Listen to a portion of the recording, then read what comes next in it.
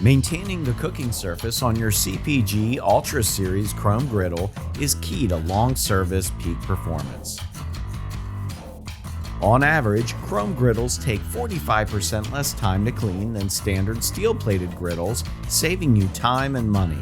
The best time to clean the plate is while it's still hot, between 300 and 350 degrees Fahrenheit.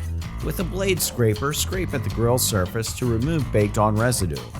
Once most of the heavy residue is lifted, pour water, or for heavy-duty cleaning, use Noble Chemical Griddle Kleen Chrome Liquid Cleaner or QuikPacks Griddle Kleen Chrome Cleaner on the cooktop.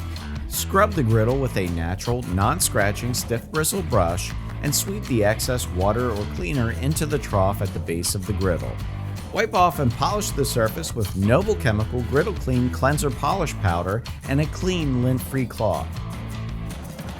Lastly, rinse with water to remove any remaining polish.